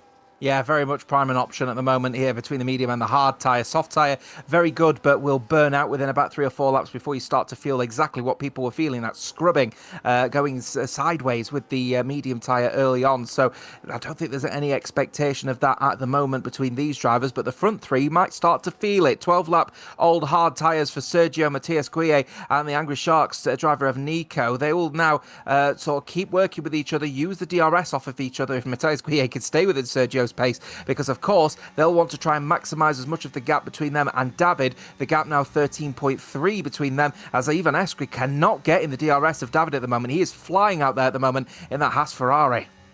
He is on another planet of pace, and he knows that he's got to go to this level to find that pace, because the moment that he invites Ivan Eskrig within a second, that rear wing flap will open. Corner cutting, Kevin Zuneberg, 10 seconds, and the duality of FRT continues. Oh dear, yeah, duality doesn't cover it at the moment for Kevin Zoomberg. I wonder what happened to him there, and actually whether he'll send it to the stewards to try and get it rescinded. But of course, if he has to do another pit stop, he will serve that penalty, and you can't rescind a penalty that's been spent. So difficult scenario here for Kevin Zoomberg. If he is going to the end of this race, he's got to hope that the stewards will think that likely that this penalty is not deserved, as Matthias Guia is actually giving the position up to Angry Sharks Racing Team driver of Nico. They don't believe at the moment they're going to get anywhere near Sergio, so working with each other, not the worst case scenario. Gap between them and David, 11.7. That would have been with the pass with Namsko. We didn't see it at the moment. If he was pushed off the circuit by Namsko, he would have had an ability to protest that penalty being put in as he looked to try and get through. It would have been at Tamburello where the issue came about. So ultimately, it's down in the hands of the stewarding team to look at that in case that does come into play. As Nico Sos has done really well, actually, on this. I think Mathis has burnt through the tyre by comparison. Nico keeping that at about 0.7 of a second. That's critical for this group as they look to try and hold steady. But David has cut that gap down to 10 seconds. They are burning that time down. This clearly is the strategy that is not working, because they'll be down to next to nothing by the time they're in the range of window for the stop that they need. Yeah, 2 seconds a lap at the moment, David, between him and, and Matthias Guille. So that immediately suggests that, obviously the newer hard tyre definitely going to be the better tyre to be on, but it's not falling at the rapid rate of knots that maybe we would expect for a one-stop. So I think there is a little whiff of a two-stop potentially on the cards here at the moment for some of these drivers. I don't know if the medium tyre will go the distance, because I'm just trying to do my maths now in my head. 24 laps is what they would need to get to on these hard tyres if they're going to make the medium tyre go the distance on a one-stop. That's going to be critical, as is this one for Snack. He's trying to get as close as he can to Ryderdal, but Ryderdal has got this covered as they go through Tamburello. Kevin Zuneberg then gets the clearance sorted and loses the place out to Namsko, who gets his pass. Namsko, though, is going to have to look backwards. Zuneberg's not going to get enough of a run here, and Otso Zito is privy to the party. He's sat in the popcorn seat looking at this battle, hoping that he can find a way through, and he just can't. He is as stuck can be, and this is sometimes what you see from the modern style of sim racing out here in the Velocity Ultimate Masters or anything in the F1 game cycle for the moment, is that these groups, they hold themselves steady, they hold themselves in these lines, and passing is at a premium because everyone is almost as good as each other. Jaquita now with 3. Yeah, remember, Jaquita, ASRT driver, in a little bit of a scrap at the moment with Adrian. He started to feel the pressure a little bit now from the AERT driver there down in P15. Ollie Hornby, 6 seconds worth of penalties for him now down in P18, and what is turning out to be a very miserable race for Alien Motorsport. Turns out that you might have the pace in qualifying, but in pure race pace at the moment, AMS are completely outskilled. Nico then to the lead, past Sergio Olli, and deciding I'm going to take some time at the front of this field. Gap down then over to David, 8.6 to the back of Mathis Gie, who has held well with this group at the moment as we are about to reach the halfway stage of this race. Lap 16 of 32. So now as they now think of where they need to be in the second half of this race, Nico and Sergio and Mathis, I think, are now trying to wonder, well, if we reach the back, how long is it going to take for us to drive through that group? That's probably where the mentality is going to be, because this is the circuit with one of the longest pit lanes in all of F1. I'm just looking at the tyres of those at the front three. They're starting to blister pretty aggressively on the front right here, and I'm wondering whether one stop is even possible, as it looks like Callum has gone for a spin, and I think we've got a full course yellow, actually, so we're under a virtual safety car as a result of Callum spinning out. Where is Callum in all of this one here as well? And it will be a cheap stop for the front three as a result. What a well-timed situation for them. Well, the only issue they're going to run into is they're going to need the medium tyres to last 16 laps. That's going to be a huge one. So that's going to be them on a 2-stop strategy. Then between now and the end, they are going to leave the pit and get themselves back out. So Sergio Olli, I think, has stayed out, and there's the virtual safety car ending. So 2 came in, 1 didn't. Nico and Mathis will be 13th and 14th, well, 13th and 15th with Mateusz then trying to go in. If Sergio Olli feels like he's on a 1-stop strategy, that's going to be big. Car off then as they work forward. And now here comes the chance by Jaquita, who's slow. And suddenly the Angry Sharks being swarmed around the outside. Mateusz, brilliant pass. Yeah, great stuff. It's going to go for it going into Tosa, though. The pair of them are looking like they're going to squeeze it. And what a well-crafted situation this is going to be for the Angry Sharks racing team as they go 3 wide all the way up the hill. Fantastic stuff from the McLaren Mercedes outfit. That's perfectly crafted from the Angry Sharks. They had to be must-make, the better grip on fresh tyres out the pit, driving out of Tosa while others understeer. Just pin it down, use the rubber, and fantastic. That was brilliant by Nico, who can now set his 3-second sights on AKP Adrian right now at this moment of the race. That is critical for the Angry Sharks and what they've got to try and get out of this one. Ollie Hornby now losing a place to Mathis Gie, and Ivan Eskrig, through all of that, has got the gap to half a second. Critical for AMR and what they want to try and win this race. Bye-bye, says Ryderdal. He goes round the outside of Gavroche. Oh. And Snack also looking for it as well. He doesn't want to lose any ground to the likes of Ryderdal for their championship hopes, but he won't go for the move going through Villeneuve. He might have to look for it going through Tosa. They are very, very aggressive. Is he going to go for the dive? He's certainly looking for it down the inside of Tosa. He will say, very Michael Schumacher-esque. No, not going to squeeze him that far out, though, against him and good old Juan Pablo Montoya, but they'll continue side by side, and it's very well held there for Gavroche. He'll hold on for P5 in the end, but Snack is going to lose ground to ETA. That's critical in the championship.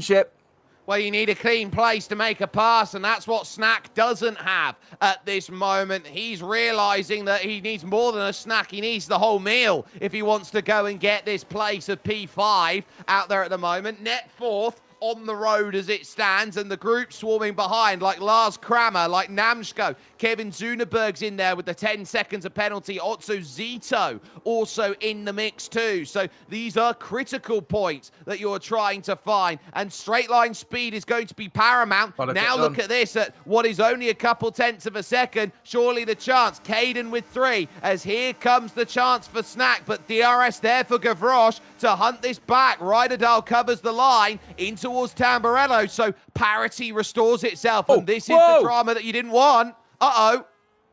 Oh, it's just going side by side through there, and I think actually Snack decided to left off the throttle, actually. I thought they were going to go side by side coming out there of Tamburello. Is he going to go for it again, going through into Tosa? No, he's trying to catch him out there a little bit. They'll continue line astern, but you know what? Actually, fair play to Gavroche. He's still holding on to the back of Ryderdal, and Snack, actually, not in the worst position in the world as a result. Lap 19 of 32, and Sergio is the only one still to make a pit stop. Yeah, he knows that he's got to try and take this as long as he can. He knows that that virtual safety car basically puts down the risk of the tyres going to where they don't need to be. At 60%, you're at risk of puncture here in a race like this, and Sergio Olli is going to have to take those tyres a very long way to make the mediums work over to the end. I'd expect Mathis Gie and Nico Sos to maybe come in late, get a set of the soft tyre on, and maybe go for fastest lap in the final stages of this race. Watching with Namsko, looking to attack then along this main run. Gavroche, 8 tenths of a second back of Ryderdal, so it's enough for DRS, but not enough for anything more than that. Here comes the charger, Nico. He's now going to try and be the hot knife through butter. He gets one. Nobody else able to get a line to go and make their progress through. Ivan Eskrig also through on David. Oh, very well exit, though, out of Tamburello from Gavroche again. Snack is trying to get a little bit of a switchback, a half switchback opportunity. Is he going to look for it again, going through to Tosa? Around the outside, maybe, of Tosa. If the grip is there, he'll look for it. They're going to, though, bang wheels, but they're still going to go side by side as they head up the hill towards Piratella. Who's going to be one that's going to benefit out as a result? They'll continue going side by side through Piratella, and very well crafted around the outside from the SCI man. Great stuff from the Scottish outfit. He's up to P5. Great move by Snack. He needed that. Gavroche doing a great job. Ivan Eskrig has actually cleared David by a second and a half. That's mega at the moment, and we've seen none of what made that move happen. And David, I think, is now on his haunches at the moment. Nico Sos trying to get by Kevin Zuneberg here for position, and he knows he wants to jump up to get to 9th, to 8th, to 7th. He's just got to try and use the medium tyre while it's still in a good operating window. At this point, they will sit on lap 21 of this race with 12 laps to go. Here comes the change between the Ventari drivers. Lars Kramer go attack. Gavroche right now with a lap older tyres is really paying the price. Here comes the move though. Look at this to the Villeneuve chicane. Right. Nico's going to get a good run. Hornby is out. Safety and car. that is going to throw a full safety car in the mix. What luck for some, but Sergio now is going to drop all that time here in this race. And suddenly everyone's going to be clear for a free stop to the end. Big question marks here. So Sergio has proved that these hard tyres can go to the end now for everyone else that's on them. But critically, is it the best strategy now there's a safety car? Will everyone pit? If they do, Sergio is in a really great opportunity potentially here. Even Eskrig has got past David, and Ryderdal is in the mix as well. What's turned into a real big question mark of a race for ETA could be something magnificent. Answers on a postcard, folks. I don't know what everyone's going to do. Sergio's certainly going to pit. Is everyone else going to do so, though? He's hung himself out there trying to get a safety car, and his prayers get answered as he jumps into the pits. Now, will he be followed? Yes, he will by Ivan Eskrig, and I think everyone's... Oh, that's a late call to say for David, I'm staying out. That was late to make that call. He was in two minds. Do I pit or do I get track position? He chose track position. I really don't agree with that one as well, but other people elected to do exactly the same thing. Track position, they're really trying to play a little bit of a you first, no you first stay around here, and they get that one done. Kevin Zunberg is also going to stay out as well, so this is going to be turning into a little bit of an unknown race for FRT now. If he could try and get past Nico and Namsko, FRT could be on for a double podium, assuming the tyres will go the distance. Nico is staying out on 5-lap-old medium tyres, a few laps behind the safety car will definitely help those that pitted earlier on. Sergio is in P7 as a result of this one, in front rather of Ivan Eskrig, who of course was in that battle for the race victory. So, this is going to be very interesting. I'm not sure what to expect now with 10 laps to go of this Imola Grand Prix. Well, here's the more interesting part here, James, that I think you need to keep in mind.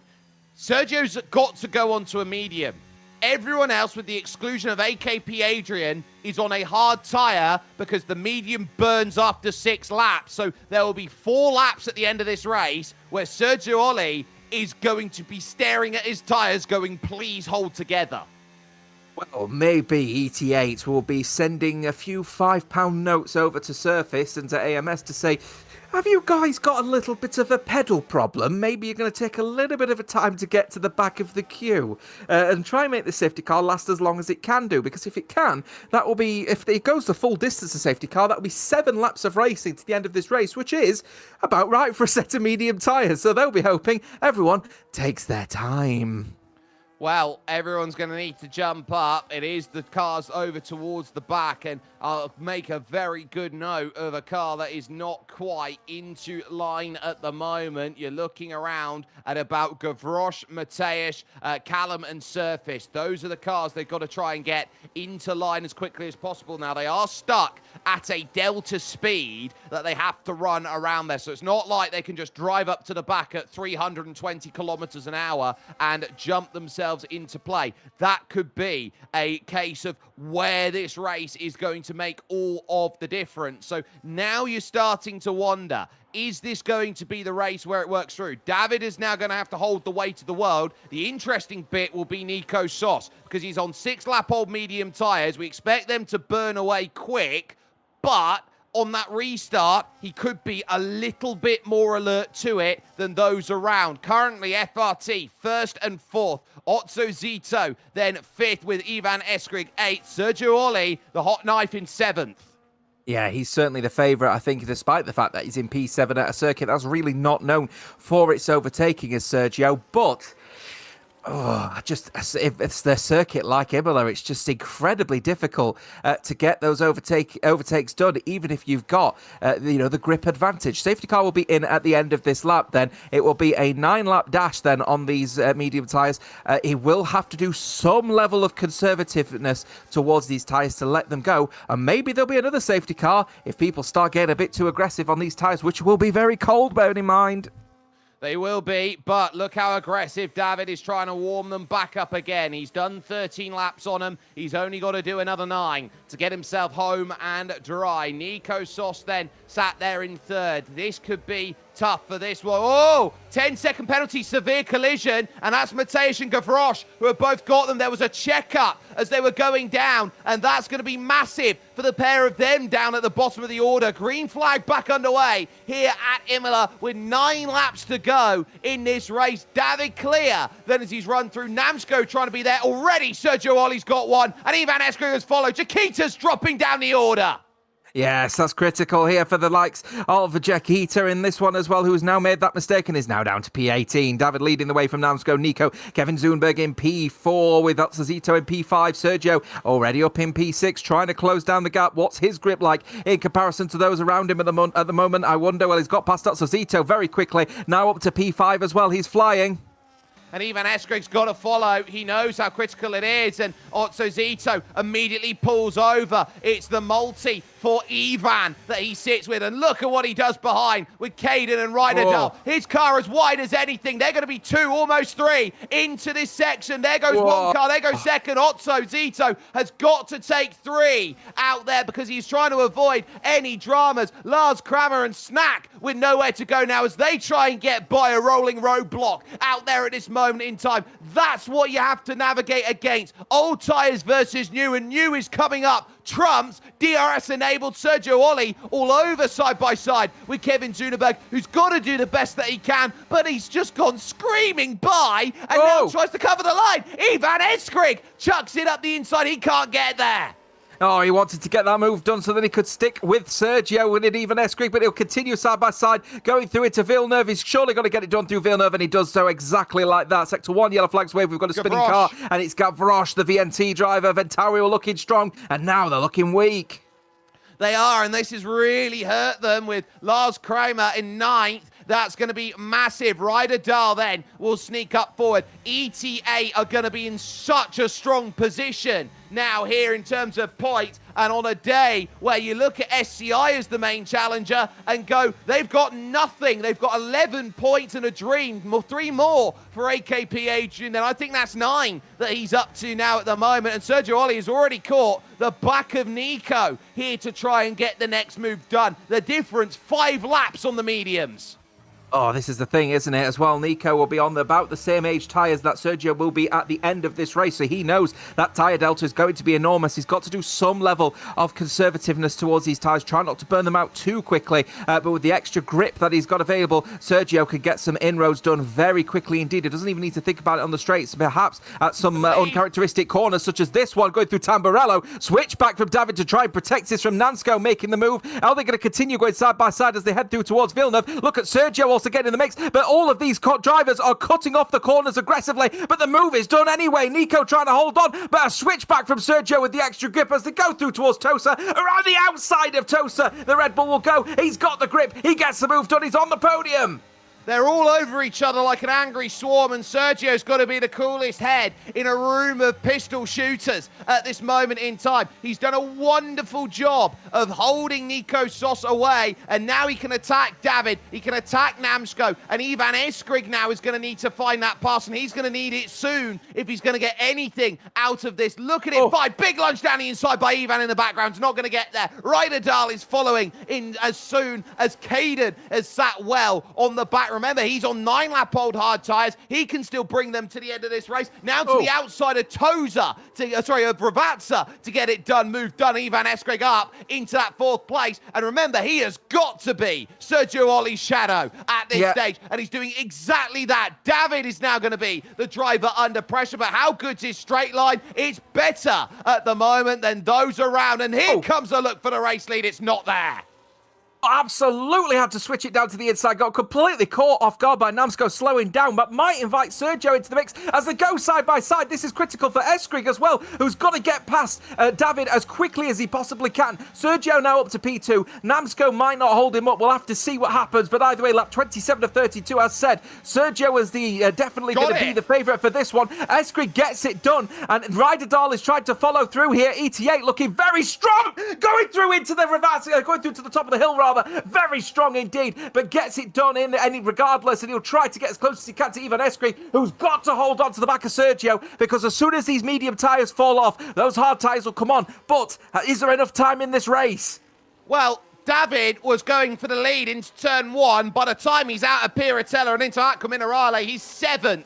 That is what this Ultimate Masters is. Attack will be eaten up by everyone else. Namsco now is left with the impossible defense as Snack and Nikosauce trade for positions, and Snack gets the move done. But now this is Sergio Oli's moment to go and get this move. And will he be followed through in kind by Ivan Eskrig? There gets the clearance 1. Ivan Eskrig now trying to find a way through. He has to jump to the inside as well to go and get that move. That's 1. That's 2 that goes through. Caden now trying to get himself away past Ryderdal for position. He runs wide, and so that's going to bring Lars Kramer up into 5th position. Caden down to 6th. David having to scrap with Snack.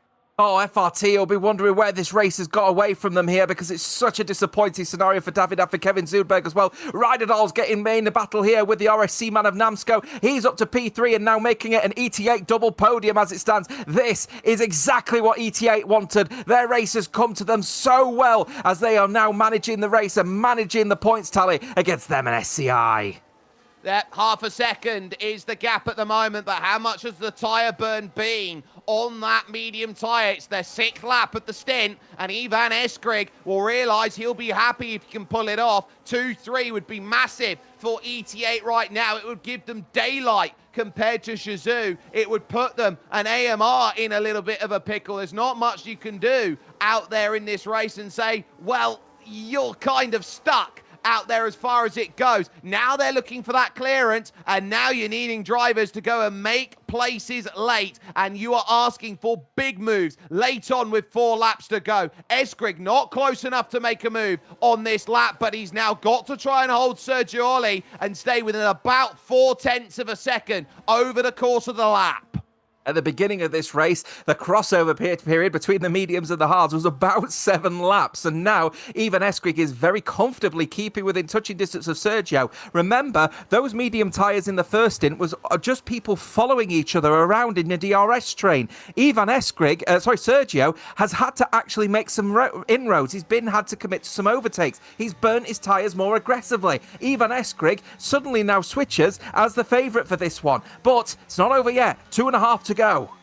Well, we said that Sergio Oli had to be Schumacher-esque from a position of 12th on the grid to get it done. In 2005, Michael Schumacher got 2nd and got stuck behind a resolute Fernando Alonso in his first title year. Ivan Eskrig here is looking to try and go 1 place above Sergio Oli, who is driving lights out at the moment. Half a second out of Ravazza 2, and now is there going to be a launch along this main straight that says, I can get it done? And how early do you go and pull the pin and say, I can make this move? Here comes the launch. Ivan Eskrig to the outside for the race lead. Not there. And so he gets boxed out by Sergio Oli on this attempt. Don't show your hand just yet, sunshine.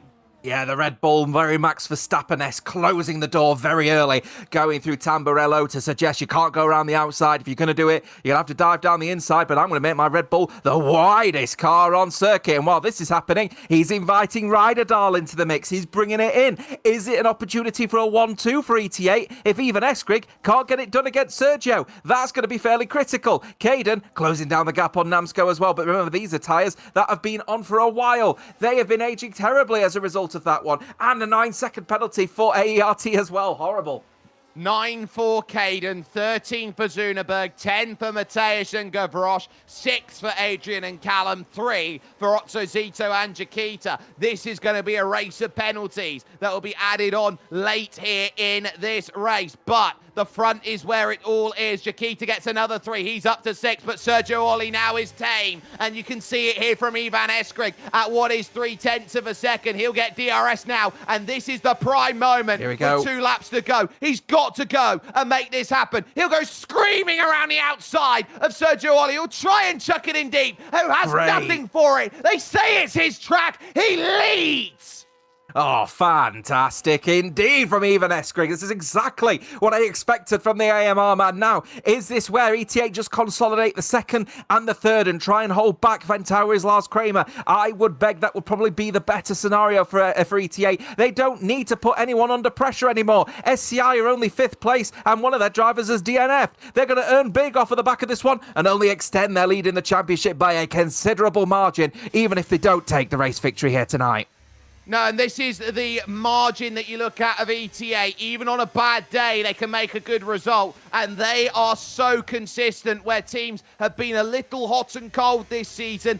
This is why they are the 2-time reigning champions, because they are always up near the pointy end here in the Ultimate Masters. They will soon see 1 lap to go here on this race at Imola, and the halfway stage of this season. Ivan Eskrig, 8.5 of a second. There will be DRS to keep Sergio Olli close, but only that close. The worry behind then for this group is Snack is at 1.2 seconds. If he can steal one here late over Lars Kramer, over Ryder, over Sergio Olli, that's big. David loses the place for Matis Guillet and loses one to AMS Surface. So that puts FRT down in 10th and 13th with the big penalty for Kevin Zunerberg. Disastrous at this moment. Defensive line by Ryder Dahl. Lars Kramer on debut here in the Ultimate Masters, looking for a podium here for Ventauri to go and get it done. He needs this to set a statement for a team that has walked in 6th in the championship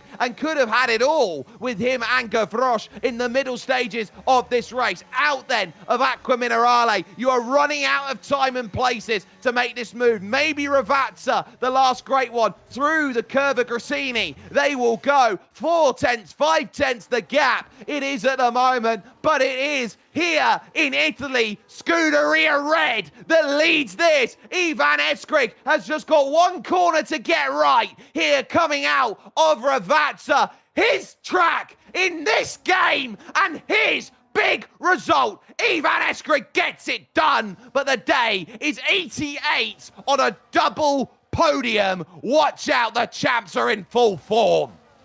Oh, brilliant stuff from them. Brilliant stuff from RSC as well. 6th and 7th, and AMS finishing in 8th as well. Great result for them. Kevin Zuberg has got that questionable 10-second penalty that may be considered by the stewards. He didn't spend it, so he might end up getting those 10 seconds back. We will see. No doubt the stewards will have a look at that one. What a race. Who says you can't race at Imola? Great stuff.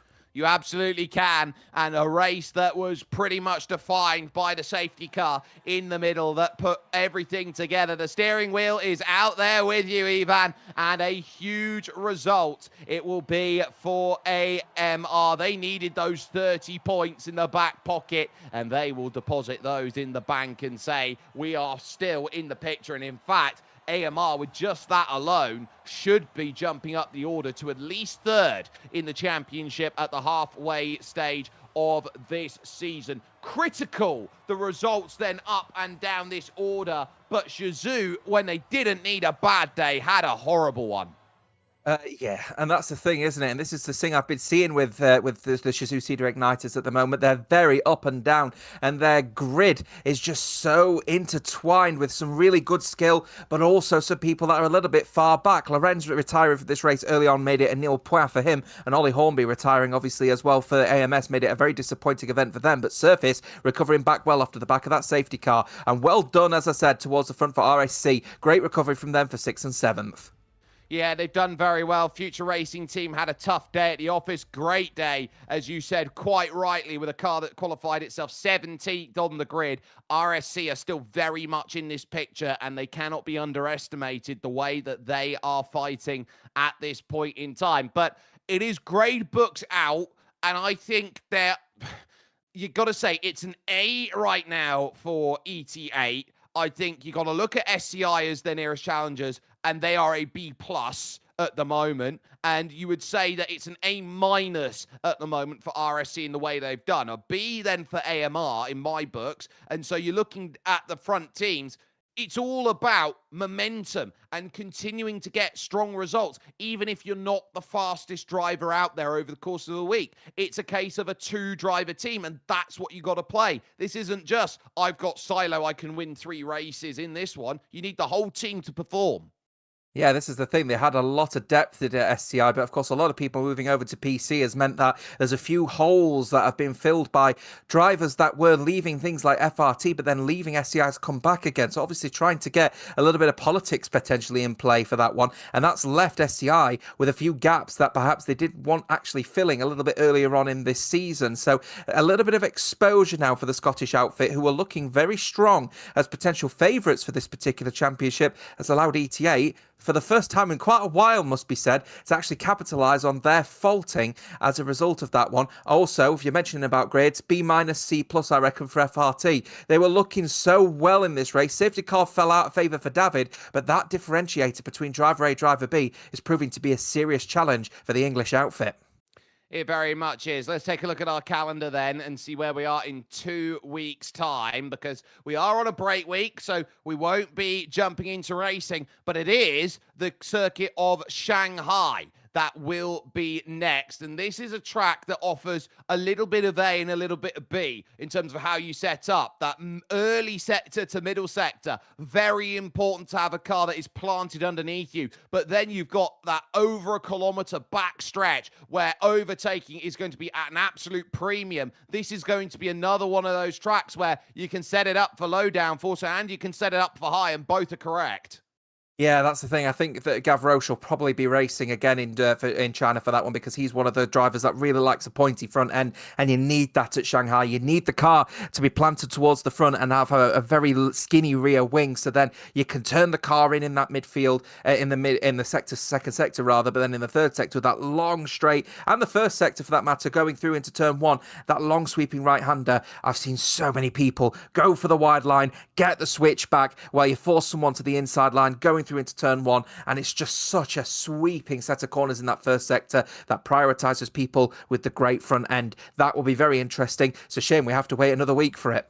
It is a real shame. Your Velocity Ultimate Masters is brought to you in collaboration with Hyundai, Intercomp, Monster Energy. You've got Brand Garage Level Academy and The Specialist as well as part of that. A wonderful first half of this season from James Otter and myself, Jake Sperry. You sit down, you say that this is a team game, and the best team right now for the last 2 years is looking for 3 straight titles. And with a day like today where you pick up second and third, you are well on your way towards that. Every team is now on notice, and they have to all be flawless with 2 drivers between now and the end of this season. It's 5 straight weeks back to back, but the one smile, the one blemish on that ET8 card, they couldn't quite pick up a W here for Racing Action. It's his track here in F125 on console. It's Ivan Eskrig and AMR who will have the plaudits of a victory here from Imola. We'll see you in 2 when we get to Racing Action once again over in Shanghai.